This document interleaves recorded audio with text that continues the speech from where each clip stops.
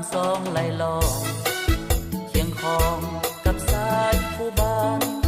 ผาแดงตั้งอยู่เคียงกันเป็นมิ่งขวัญสาวเมืองวังเวียงน้ำซองไหลเย็นได้เห็นถึงพื้นสายเพียงดังน้ำใจสาวเมืองวังเวียงรักษาสูงส่งบ่จืดจางหายหลายปีพ้นผ่านอุบานเมฆมืดบังจองจำปามาลาเคยหอมทั้งดอกขจรพัดเปลี่ยนเวียนสีโศกเศร้ามองมน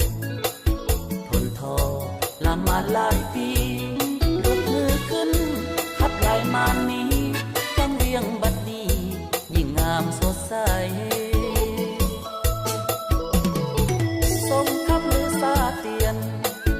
วังเวียงสวยสง่ามีน่าสนเก่งการักษาไว้แนวหน่อเมืองซองเพื่อศาสตร์มั่นคง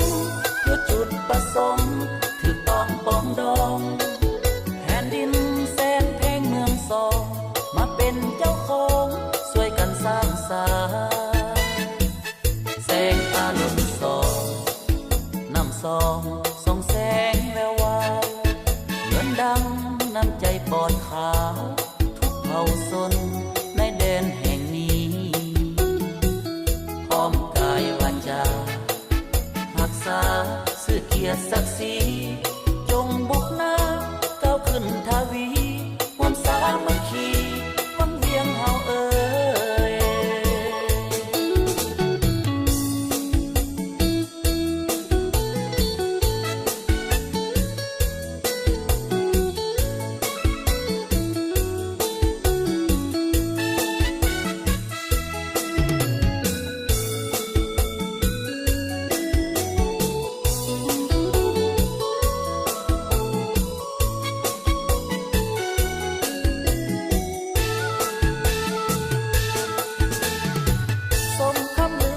เตียน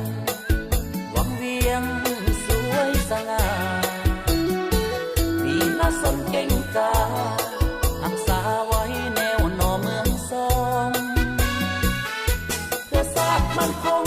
เพื่อจุดประสงค์ถือต้องปองดอง